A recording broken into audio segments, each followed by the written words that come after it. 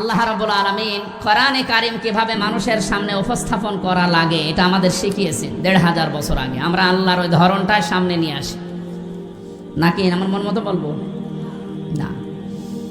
আল্লাহ পাক বলেন, কিতাবুন উনজিলা ইলাইকা ফালা ইয়াকুন ফি সাদরিকা হারাজুম মিনহু লিতুনযিরা বিহি ওয়া যিকরা লিল মুমিনিন। আল্লাহ বলেন, এই একটা কিতাব, পৃথিবীতে একটাই মাত্র কিতাবের নাম আল্লাহ জানিয়েছেন, তার নাম কোরআন শরীফ। এই জন্য কবরে যাবার পর মানুষকে যখন জিজ্ঞাসা করা হবে মার রব্বুকা, তোমার রবকে, লোকটা যদি বলে রব্বি আল্লাহ, আমার রব আল্লাহ, সঙ্গে সঙ্গে ফেরেশতারা জিজ্ঞাসা করবে মা দিনুকা, তোমার জীবন ব্যবস্থা কি। লোকটা যদি বলে দীনুল ইসলাম, সঙ্গে সঙ্গে ফেরেশতা বলবে মান হাজার রজুল, এই লোকটা কে ছিল। লোকটা যদি বলেও ফেলে হাজা নাবিয়ুনা মুহাম্মাদুর রাসূলুল্লাহ সাল্লাল্লাহু আলাইহি সাল্লাম, সঙ্গে সঙ্গে ফেরেশতারা আর একটা বলবে এই কথাগুলো তুমি পেয়েছো কোথায়। কথা বুঝতেছেন? আপনি পৃথিবীর কোন বইয়ের নাম, কিতাবের নাম বললে ফেরেশতারা কিন্তু ওগুলো চিনবে না। আপনাকে সঙ্গে সঙ্গে জবাব দিতে হলে বলা লাগবে আমি কোরআনে পেয়েছি, কারণ ফেরেশতারা এই একটা কিতাব চেনে। আল্লাহ জানে কিতাব দিয়েছেন, এই একটা কিতাব, এমন দামি কিতাব, এটা আল্লাহর পক্ষ থেকে এই পৃথিবীতে আল্লাহ নিজে পাঠিয়েছেন। নবীজি এই কিতাবুন শব্দটার ব্যাখ্যা করতে গিয়ে হাদিসে জানিয়েছেন, মানিত্তাবাল হুদা বিগাইরিল কোরআন আদাল্লাহুল্লাহ। তিরমিজি শরীফের হাদিস। এখানে ডিস্টার্ব হচ্ছে, বাতাস লাগবে না, অ্যাক্টিভ হয়ে শুনবেন। আমি কিন্তু প্রশ্ন করবো, এটা ক্লাস চলছে না? ক্লাসের পরে যে প্রশ্ন করা হয় আমি কিন্তু সামারাইজ করে প্রশ্ন দেব, আন্দাজের সাথে শুনতে এসেছেন না। আল্লাহর নবীর এই কথার ভেতর থেকে দুইটা শিক্ষা আমি পেয়েছি। নবীজি জানিয়েছেন কোরআনে কারীম বাদ দিয়ে পৃথিবীর কোন জায়গায় যদি কেউ ভালো হওয়ার নিয়তে, হেদায়েত পাওয়ার নিয়তেও যায়, আল্লাহ নিজে দায়িত্ব নিয়ে তাকে গোমরা করে দেয়। আর কথার অর্থ বোঝেন?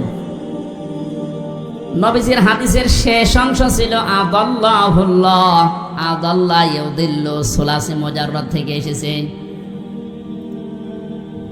শব্দটা যদি ভাবে ইফআল থেকে নবীজি বলতেন যে দল্লা আদাল্লাহ ইউদিল্লু, ভাবে ইফআল থেকে শব্দটা আসা, নবী দল্লা ইয়াদিল্লু বলতে পারতেন। দল্লা ইয়াদিল্লু এ শব্দ দিলে বাংলা অর্থ হতো আপনি নিজেই নিজেকে খারাপ বানিয়ে ফেলেছেন, আপনি নিজের জন্য নিজে দায়ী, আর কেউ দায়ী না। কিন্তু আদাল্লাহ শব্দ যখন আসবে, বাংলা অর্থ তখন হবে আপনার হয়তো নিয়ত ভালো ছিল, আপনি কোনো জায়গায় গিয়েছিলেন যে ভালো হয়ে যাব, কিন্তু কোরআন সেখানে ছিল না। এই জন্য আল্লাহ রাগ করে নিজে দায়িত্ব নিয়ে আপনাকে আরো খারাপ বানিয়ে দেবে। এটার জন্য সবচেয়ে বড় কারণ হচ্ছে পৃথিবীতে একটাই মাত্র কিতাব আল্লাহ মানুষকে হেদায়েত দেওয়ার জন্য সর্বশেষ পাঠিয়েছেন, তার নাম কোরআন শরীফ। কোরআন বাদ দিয়ে হেদায়েত দেওয়ার মতো কোনো কিতাব কিয়ামত পর্যন্ত আর নেই। কথা বুঝতেছেন? এজন্য সর্বপ্রথম আয়াত দেখবেন যালিকাল কিতাবু লা রাইবা ফি, কিতাবের আগে আলিফ লাম আছে।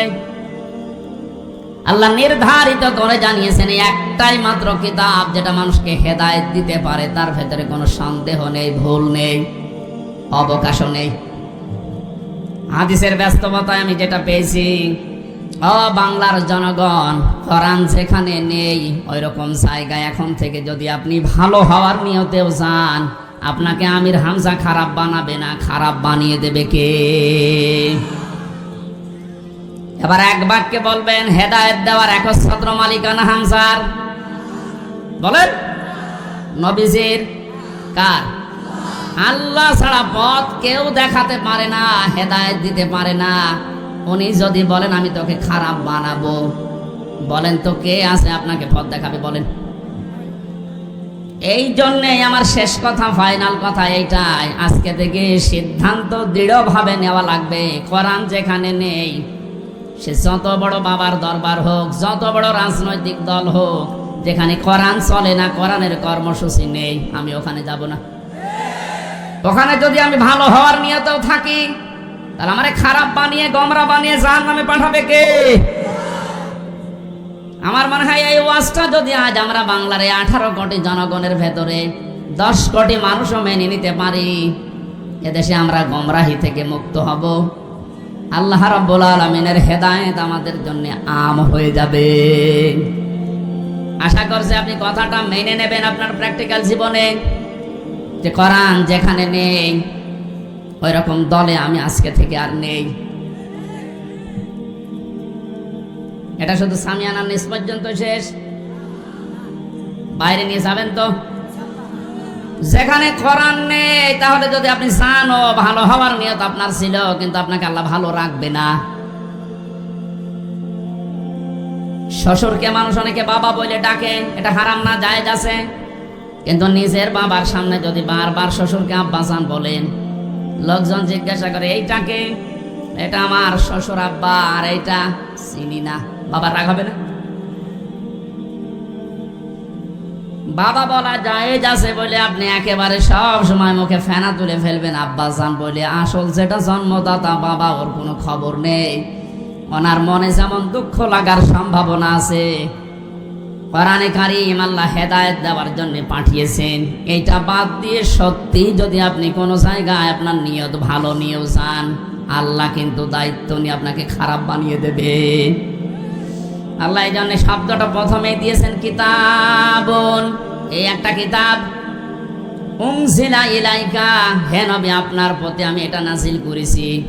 ফালা ইয়াকুম ফি সাদরিকা হারাজুম মিনহু লিতুনদিরা বিহি, এই কিতাব দিয়ে যখন ওয়াজ করবেন, এই কিতাব দিয়ে আপনার উম্মতদেরকে যখন সতর্ক করবেন, তখন আপনার মনের ভেতরে যেন কোনো সংকীর্ণতা না আসে। হারাজন শব্দের ব্যাখ্যা পেয়েছি আমি তাফসিরে দুইটা, একটু খেয়াল করেন। এক নম্বরে কোরআনে কারীম দিয়ে যখন আপনি মানুষকে বোঝাবেন, তাফসির করবেন, ব্যাখ্যা বিশ্লেষণ দিবেন, তখন আপনার মনের ভেতরে যেন এই ধারণা না আসে, না জানি অনেকের আবার মন খারাপ হয় কিনা। এরকম মানুষ দেশে ছিল না, কোরআন দিয়েই বলতো কিন্তু কেটে যেত, চেপে যেত, গোপন করতো, মনে মনে ভাবতো সব যদি কোরআনের কথা ওপেন ভাবে এভাবে খোলাখুলি বলি, সবার মন পাওয়া যাবে না, অনেকে আমার উপর মন খারাপ করবে। এই জন্য নবীজিকে আল্লাহ প্রথমে এই শব্দ দিয়ে জানিয়েছেন, আপনি যখন কোরআন প্রচার করতে যাবেন তখন আপনার মনের ভেতরে যেন কোনো সংকীর্ণতা কাজ না করে, যে কে কি বলল। দুই নম্বরে, আবহমান কাল থেকে অনেক নিয়ম নীতি ইসলাম মনে করে মানুষ পালন করে আসছে। আপনি যখন কোরআনে কারীমের কথাগুলো সঠিকভাবে তুলে ধরবেন, ওইগুলো টিকবে না, এমনি কেটে যাবে। তখন হয়তো অনেকের মন খারাপ হবে, আপনি সবার মন তো পাবেন না। এই জন্য আপনাকে বলছি, কে কি মনে করবে বলবে, কারো দিকে তাকাবেন না। আপনার মনও যেন ছোট না হয়, সংকীর্ণ না হয়। সঠিক কথাগুলো তুলে ধরার দায়িত্ব আপনার, আর হেদায়েত দেওয়ার দায়িত্ব আমি আল্লাহর। যিকরা লিল মুমিনিন, কোরআন শরীফ আমি আল্লাহ দিয়েছি মুমিনদের জন্য। এটা এই আয়াতটা সামনে রেখে আজকে আমরা তেলাওয়াত কি আয়াতের তাফসীর করব ইনশাআল্লাহ। এবার বলি আমরা, আউযু বিল্লাহি মিনাশ শাইতানির রাজিম, বিসমিল্লাহির রহমানির রহিম। আল্লাযীনা ইয়াত্তাবিউনার রাসূলান নাবিয়্যাল উম্মিয়্যাল্লাযী ইয়াজিদুনাহু মাকতুবা। সাদাকাল্লাহুল আযীম। কোন সূরা বলেন তো? আরাফ। আরাফ মানে, আরাফ মানে প্রাচীর। আরাফ মানে কি? বিভিন্ন অর্থ আছে। আরাফের অন্যতম অর্থ হচ্ছে আরাফ মানে প্রাচীর। কিয়ামতের দিন আল্লাহ জান্নাত জাহান্নামের মাঝে একটা প্রাচীর দাঁড় করাবেন। কিছু মানুষকে আল্লাহ ওই জায়গায় বসাবেন, জান্নাতেও দেবে না, জাহান্নামেও দেবে না, ওখানে স্টিল তারা বসে থাকবে, দাঁড়িয়ে থাকবে। এই খেয়াল করেন, এদিকে এত নড়াচড়া কি সমস্যা? কি এদিকে আসার দরকার নেই। দেখেন তো উনি কি বলে, দেখেন না, উনি তো বলো হয়েছে, ঠিক আছে। না, আপনি যদি আমল করতে না পারেন তাহলে আসার দরকার নেই।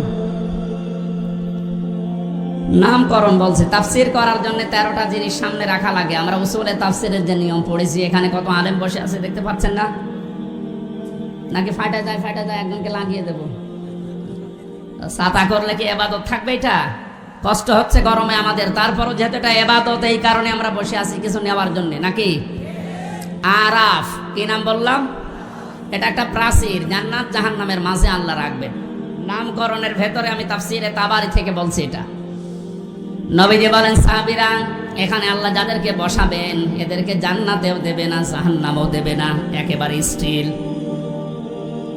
প্রশ্ন করলেন সাহাবী, হে নবী, এদেরকে আল্লাহ জান্নাতে দিচ্ছে না, কারণ কি? বিশ্বনবী জানিয়েছেন এই মানুষগুলোকে আল্লাহ জান্নাতে দেবে না, তার অন্যতম কারণ এরা মা বাবার সাথে খারাপ আচরণ করত। এরা নামাজ পড়েছে, রোজা রেখেছে, ভালো ভালো কাজের আঞ্জাম দুনিয়ায় দিয়েছে, দান সাদগা এদের সব ছিল, শুধু একটা বিষয়, পারিবারিক জীবনে মা বাবার সাথে এদের ভালো ব্যবহার ছিল না। এজন্য কোরআনে কারিমে আল্লাহ জানিয়েছেন, ক্বাদা রাব্বুকা আল্লা তা'বুদু ইল্লা ইয়্যাহু ওয়া বিল ওয়ালিদাইনি ইহসানা। আমি আল্লাহ রায় দিয়েছি। রায় দিচ্ছেন কে?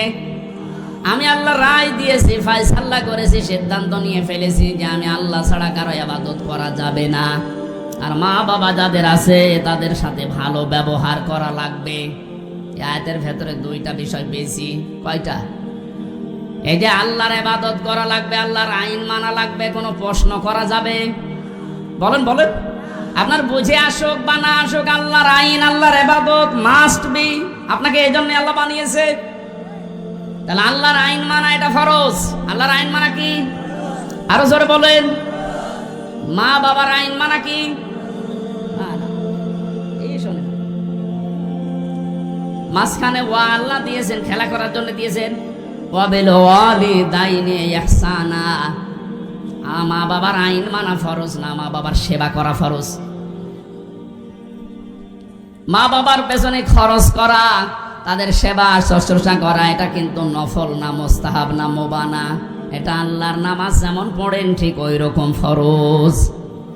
এ মানুষগুলো এই কাজ করে না, এই জন্য আল্লাহ এই জায়গায় দাঁড় করিয়ে রেখেছে। সাহাবী বলেন, হে নবী, এদেরকে আল্লাহ জাহান্নামে দেয় না কেন তাহলে? বিশ্ব নবী বলেন, সাহাবীরা, এই মানুষগুলো দিন কায়েমের জন্য দুনিয়ায় আন্দোলন করেছে, চেষ্টা চালিয়েছে, এই কারণে জাহান্নামও দেয় না। তাহলে হাদিস থেকে বোঝা যায়, দুনিয়ায় যারা দিন কায়েমের জন্য চেষ্টা চালাবে, সংগ্রাম করবে, মুজাহাদা করবে, এই মানুষগুলোর জন্য জাহান্নামের আগুন হারাম। আমরা জাহান্নামে যেতে চাই না, কারণ যারা আমরা ইসলাম এই পৃথিবীতে দাঁড় করানোর জন্য, কায়েম করার জন্য চেষ্টা চালিয়ে যাচ্ছি, খাদেম হিসাবে, কামলা হিসাবে, আমাদেরকে আল্লাহ জাহান্নামে দেবেন, আপনি বিশ্বাস করতে পারেন। তো পারিবারিক জীবনে যেন এমন কোনো কাজ আমরা না করি যে না আমরা জান্নাতেও যেতে পারছি না। এখন একটা ছোট্ট প্রশ্ন এখানে আছে, আজ হাজার লক্ষ পরিবারে আমরা অনেকেই চেষ্টা করে যাচ্ছি যে পারিবারিক জীবনে আমরা শান্তি সুখে কাটাবো, যেন জাহান্নামে যাওয়া না লাগে মা বাবার সাথে আচরণ খারাপ করার কারণে। তো অনেক পরিবারে আমরা বাস্তবে দেখতে পাচ্ছি, স্ত্রীর কারণে আর স্ত্রীর মা বাবার এই কুপরামর্শের কারণে অনেক সংসারে সন্তান মা বাবার সাথে ভালো আচরণ করতে পারছে না। সম্মানিতা মা বোন যারা বিভিন্ন জায়গায় বসে আছেন, শুধু নামাজ পড়া আর পর্দা করা ইবাদত না, মানুষের সাথে মুআমালাত, মুআশারাত, পারিবারিক জীবনে নিজের নিকট আত্মীয় স্বজনের সাথে ভালো ব্যবহার করা ইবাদত। এটা আজ হাজারো পরিবারে নেই। এই জন্য অনেক মানুষ ইসলামও সঠিকভাবে মানতেও পারছে না। বাস্তবতায় সে দান সাদগা, নামাজ, রোজা, হজ, যাকাত বহু কিছু করছে, পারিবারিক জীবনে স্ত্রীর শুধু মন ছোট থাকার কারণে নিজেও বাধ্য হয় স্ত্রীর কারণে মা বাবার সাথে খারাপ ব্যবহার করতে। আপনি কিন্তু আমাকে আরাব নামক জায়গায় দাঁড় করাতে বাধ্য করছেন। সুতরাং স্ত্রী যারা এসেছেন ওরা মন উদার করবেন, মনে করবেন যাদের বাড়িতে আসলাম এগুলো আমার মা আর বাবা। আমি হাজারো মেয়ে লোককে দেখেছি, নিজের মা বাবা দোষ করলেও কিছু মনে করে না, মাফ করে দেয়, মানিয়ে নেয়। শ্বশুর শাশুড়ি একটু ভুল করলে মানাতে পারে না, তখন স্বামীর কাছে আস্তে আস্তে কানে কানে কথা তুলে দেয়। এরকম মহিলা দেশে নেই? শ্বশুর শাশুড়ি যারা বসে আছেন ওরা তো এখন বগল বাজাচ্ছে যে কাজ হচ্ছে। কোরআনে কারীম জানিয়েছে ওয়াকুলু লিন-নাসি হুসনা, মানুষের সামনে হাসি মুখে ভালো কথা বলবা, এটা একটা সাদকা দেওয়ার সওয়াব হয়ে যাবে। আপনি শ্বশুর আর শাশুড়ি হয়েছেন তাতে কি? মেয়েটা আজ 18 বছর 20 বছর 22 বছর পরে আপনার বাড়িতে এসেছে, এটাকে নিজের মেয়ের মতো মনে করতে পারেন না। আল্লাহর কসম, আমি আল্লাহকে সামনে নিয়ে বলছি, সাক্ষী করে বলছি, সত্যি যদি মা আর বাবা নিজের মেয়েকে নিজের ছেলেকে যে নজরে দেখে, পুত্রবধূকে এই নজরে যদি দেখতে পারতো, আমরা হাজারো সন্তান আর নামক জায়গায় থাকতাম না। এজন্য আহ্বান জানাচ্ছি, আমরা তো চেষ্টা করছি, কিন্তু আপনাদের এই ছোট মনের কারণে পারছি না। আপনার মনটা উদার করেন, কি করবেন আপনি দুনিয়ার এই সয় সম্পদ দিয়ে যদি জাহান্নামে যাওয়া লাগে?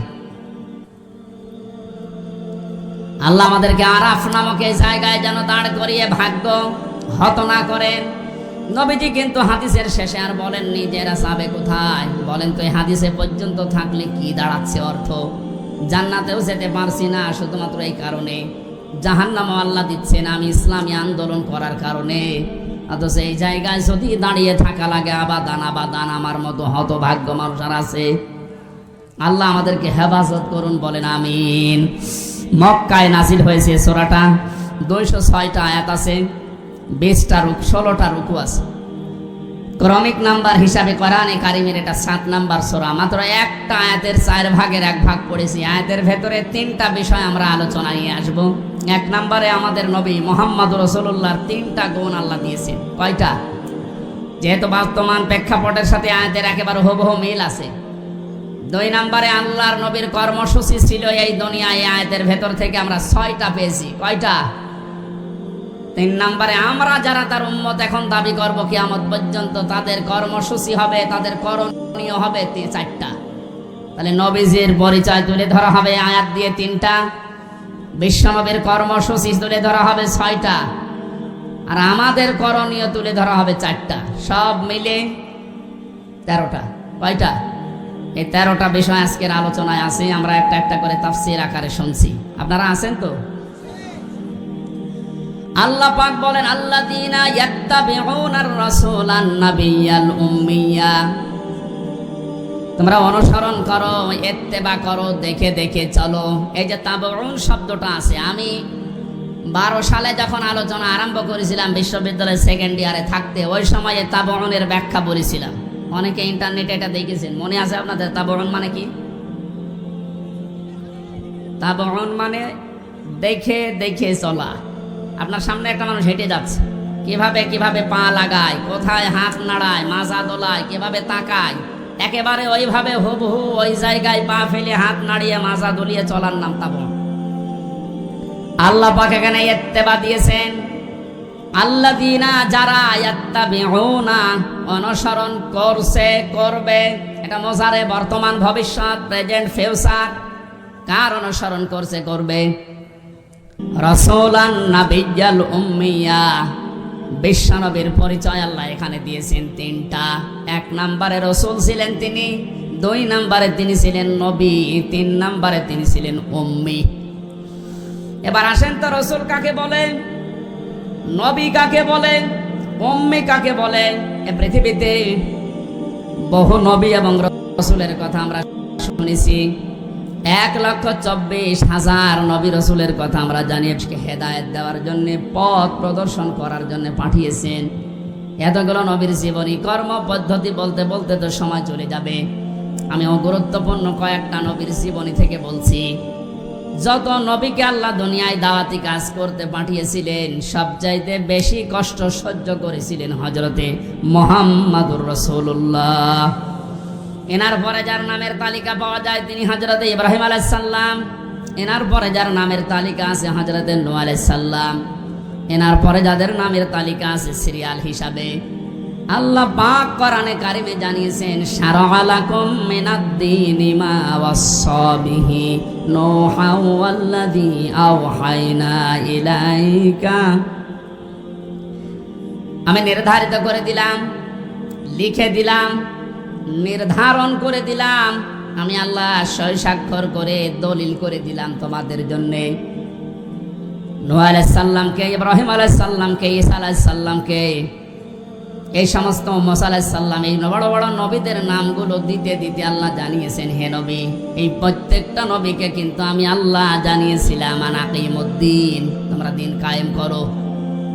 আপনাকেও আমি ওহী করলাম ঠিক ওইভাবে, ওয়াওহাইনা ইলাইকা, আপনার প্রতি আমার একই ওহী, আন আকিমুদ্দিন, আপনি দিন কায়েম করেন জমিনে, ওয়ালা তাতাফাররাকু ফি, এ বিষয়ে কোনো ফতোয়াবাজি করবেন না।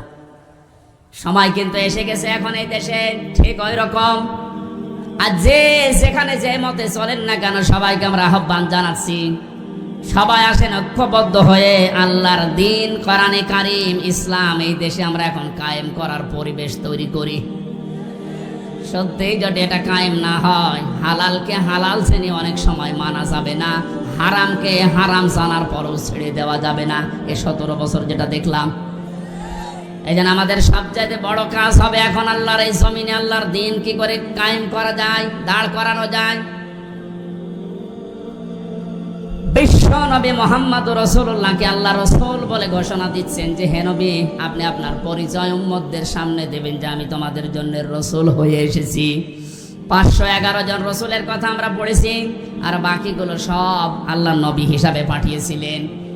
এই সমস্ত মানুষদের দায়িত্ব কোরআনে কারিমে এক একটি আয়াতের ভেতরে আল্লাহ দিয়েছেন, ওয়ালাকাদ বা'আসনা ফি কুল্লি উম্মাতির রাসূলান আনি ইবুদুল্লাহ ওয়াজতানিবুত তাগুত। রব্বুল আলামিন বলেন,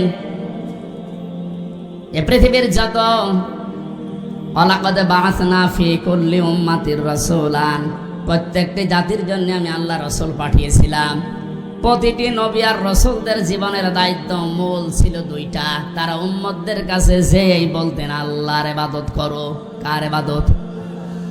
এই শব্দটা নিয়ে আজ হাজারো জায়গায় আমরা এই দেশের ভেতরে অনেক ভেজাল দেখতে পাচ্ছি। কমে দিয়েছে ফ্যান।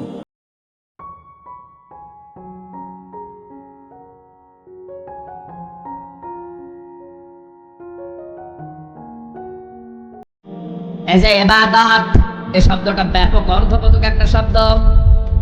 এটা নিয়ে আজ হাজারো ঝামেলা ভেজাল তৈরি করে শব্দটাকে আজ কলঙ্কিত করে ফেলেছে অনেকে।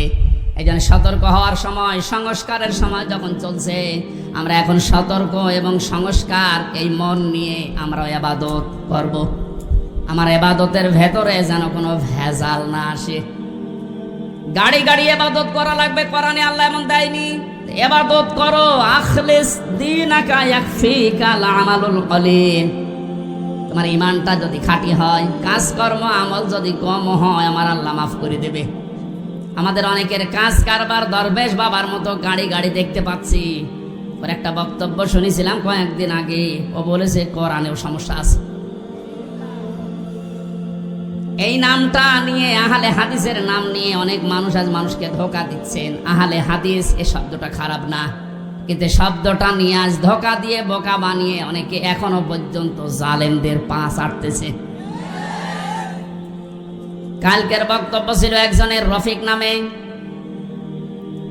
আমি নাম নিয়েছি এই কারণে চেনার জন্য। এই লোকটা জানাচ্ছে এখন জনগণকে, আবু সাইদ নামে এই ছেলেটা শহীদ হয়নি, ও নিজে আত্মহত্যা করেছে।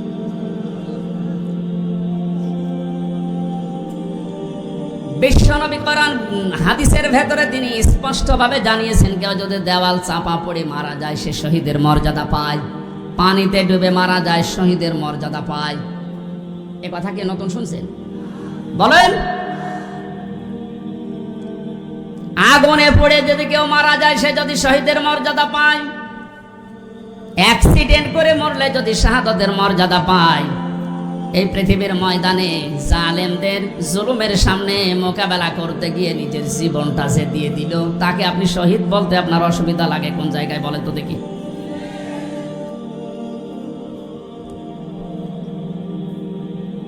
এবার আমার দুইটা নোটিশ বলছে, যেহেতু এই শব্দটা শুনে আজ 2 দিন ধরে অনেক জালেমের দোসর যারা, তারা এখনো পর্যন্ত অপপ্রচার চালাচ্ছে এদের বিরুদ্ধে, এই জন্য 2টা নোটিশ বলছি। সূরা বাকারার 154 নম্বর আয়াত, 2 নাম্বার পারা 2 নাম্বার পৃষ্ঠা 12 নাম্বার 13 নাম্বার লাইনে আছে, ভালো করে মিলাবেন। আল্লাহ পাক বলেন ওয়ালা তাকুলু লিমান ইয়াকতালু ফি সাবিলিল্লাহি আমওয়াত বাল আহইয়াউ ওয়ালাকিন লা তাশউরুন। আপনি হয়তো এভাবে এতদিন চিন্তা করেননি, যেভাবে আমি বলছি মিলিয়ে দেখেন। আল্লাহ বলেন ওয়ালা তাকুলু, হে পৃথিবীর লোকেরা, কেউ এ কথা মুখ দিয়ে বলবা না। কথা বলে মানুষ কি দিয়ে? বলে না কেন? এই জন্য মুখের ওপর আল্লাহ নোটিশ দিয়েছেন, কেউ এ কথা বলবা না। 1 জন 2 জন না, কেউ বলবা না, বহু বচন। লিমান ইয়াকতালু ফি সাবিলিল্লাহি আমওয়াত, আমি আল্লাহর জন্য, মানবতার জন্য যারা জীবন দিয়ে গেল, এ মানুষ মরে গেছে, এ কথা বলবা না। বাল আহয়াউন, বরং তারা জীবিত। ওয়ালাকিন লা তাশউরুন, কিন্তু তোমরা টের পাও না। এটা তো মুখের ওপর আল্লাহ দিলেন, মানুষ মুখের পরে অন্তরেও ধারণা করতে পারে। ধারণা করা কি দিয়ে? অন্তর দিয়ে মানুষ যেন ধারণাও না করে যে তারা শহীদ হয়নি, তারা এমনি মারা গেছে, কথা যেন ধারণাও না করে। সূরা আলে ইমরান 4 নাম্বার পারার 11 নাম্বার পৃষ্ঠার 9 নাম্বার লাইনের 159 নাম্বার আয়াতে আল্লাহ 69 নাম্বার আয়াতে আল্লাহ জানিয়েছেন ওয়ালা তাহসাবান্নাল্লাযীনা কুতিলু ফি সাবিলিল্লাহি আমওয়াতা বাল আহয়াউন ইনদা রাব্বিহিম ইরযাকুন। খুব খেয়াল করেন, অন্তর দিয়েও কেউ যেন ধারণা না করে যে ওরা মারা গেছে। আল্লাহ পাক বলেন ধারণাও কোনোদিন করবি না যে ও মরে গেছে না, কারণ জীবন জালেমের সামনে